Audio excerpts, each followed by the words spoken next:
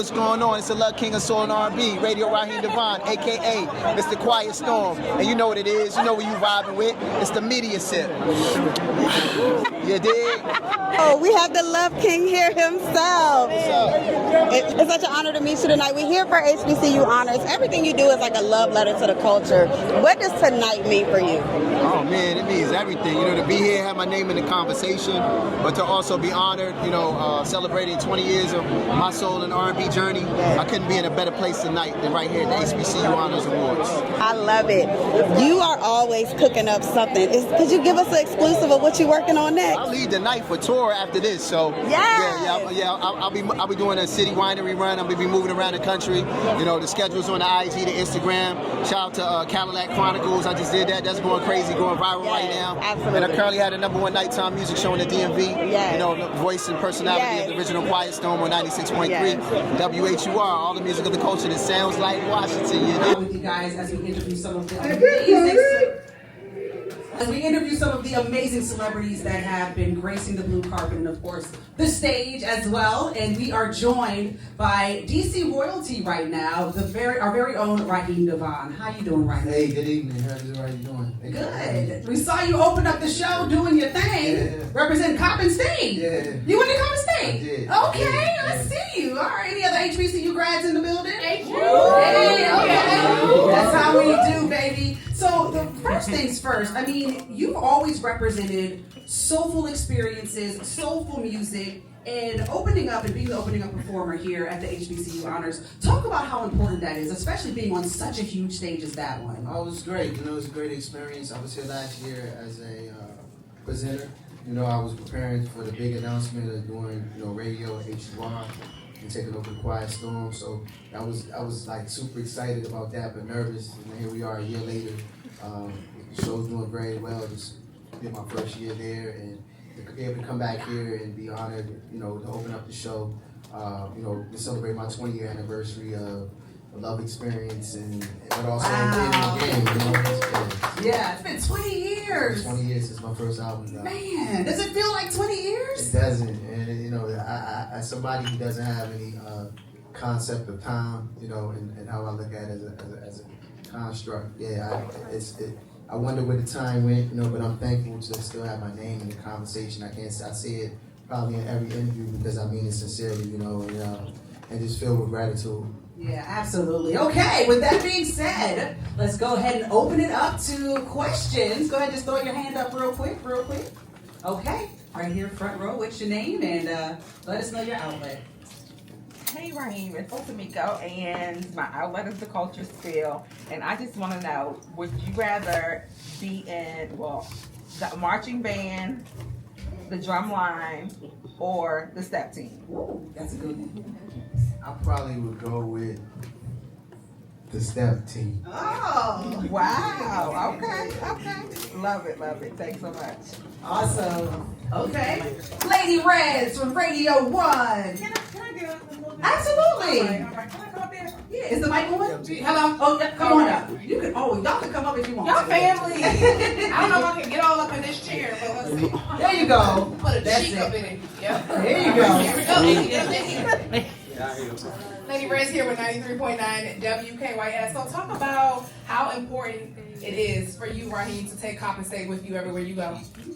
You know, it's important to take every bit of everything I've experienced in life with me. You know what I mean. I had an opportunity to go by there this week.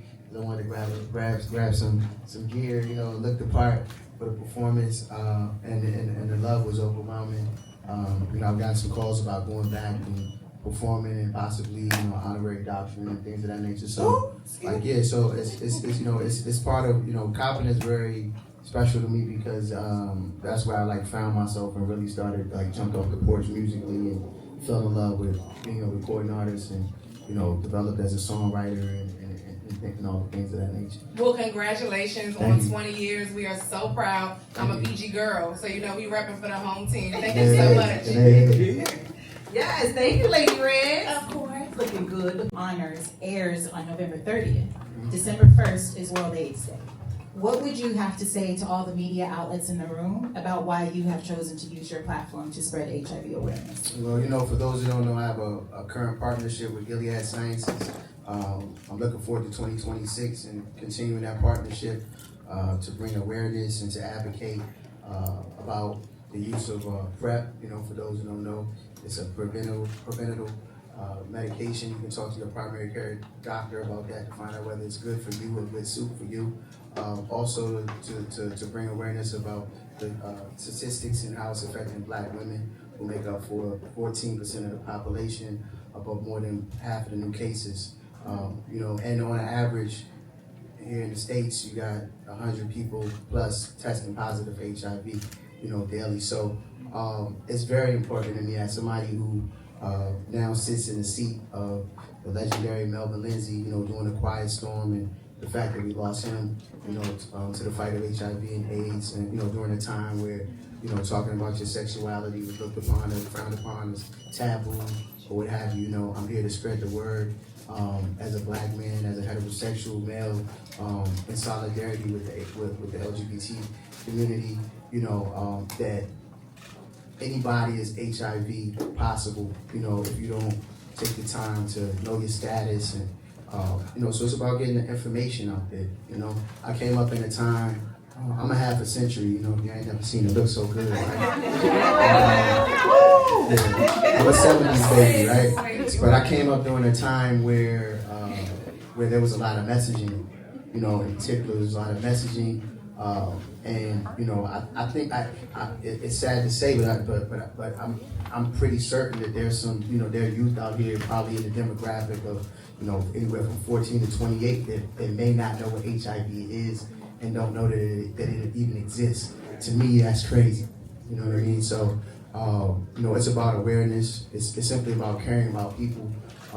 You know, I've always considered myself a community guy, and definitely after starting my Love Life Foundation, I've had previous partnerships in this sector, but I must say that, like, working with Gilead has been an honor and a pleasure. It's been some of the best work I've done in my life thus far as a community guy. Thank you. Now it means everything. You know what I mean? We have to lead by example. You know, nobody's coming to save us. This is a time whereas you know, people of Black and brown color, we have to come together and to support each other, and once again remind the world that we are a resilient race of people. You know what I mean? We are bright, brilliant minds of the future. We're the innovative creators of a lot of different technology and things that exist. You know what I mean? And you know, it's to nights like this. You know, like I said when I'm on the air at night, right? In spite of all that's going on in the world, times like this is just another gentle reminder to the world, right, that the world is still a beautiful place. And if you need an example of that, I just tell you, go look in the mirror. All right. And you may not remember me. I told you I was in the front row. You did a concert at Howard Theater. Oh, cool. I was in the front row. Yeah, I was definitely trying to get your attention all night. But beside that, one of the things that I remember about the concert, it was a benefit concert. You were raising money from, I love how you come back to the community and continue to do great things in the community. But you had a lot of star power there. You had Faith Evans there. Raheem DeVaughn and Friends probably was my holiday concert, so that's for my foundation, yeah. And you had Angie Stone there, yeah. Yes. So, Angie Stone is there. She's no longer with us, but a lot of people were like mourning the loss of that legend in the music industry. So, what would you say? Why is it important for us to continue to do great things and leave a legacy of love? Well, I mean, you know, Angie, DAngelo, you know, Dwayne Wiggins, Quincy Jones, Roberta Flack, Roy Ayers. These are all the people since I've been on the air in the last year. I've done tributes for them and announced their deaths. You know, and you know, on the air, which is a different space for me. You know, being a voice and a personality on air, and also being an artist, and how all those different artists have impacted me. For Angie in particular, Angie was one of the few, not the only, but one of the few that genuinely would just check on me for no reason, called me out the blue. I had just spoken to her recently. You know, I just filled in for her for a show in Chicago. You know, very last minute. The show was on a Friday. I got a call on a Thursday that Angie Stone was sick in the hospital. Can you come do the show? So before I did anything, I called to check on my sister. You know what I mean, and get her green light and make sure she was in good health and get her blessing to go do the show. And then I said, anything you want me to tell the people? And I shared what she wanted me to tell the people that night. I'm going to deeply miss her. You know, we, of course, you know, the loss of DAngelo recently. I wanted to make it my business to make sure that, you know, during my moment, right, on stage tonight, that we had a moment, that we created a moment for him as well, you know, and my heart goes out to their child and all the children and immediate families of all the artists who I mentioned, you know.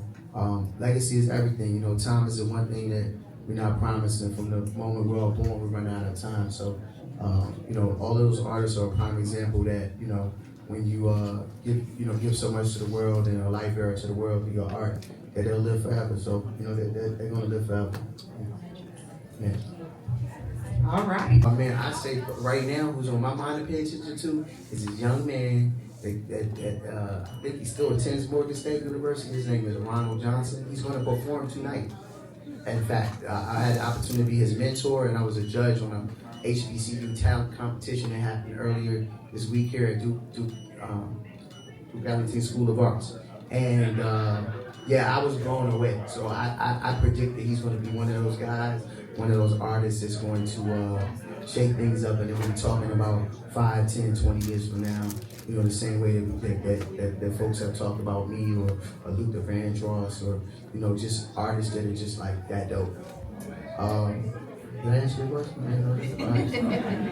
Yeah. And then as far as like influences, that's what it was. Influences, you know, I grew up listening to Marvin Gaye, Prince in particular, Bob Marley.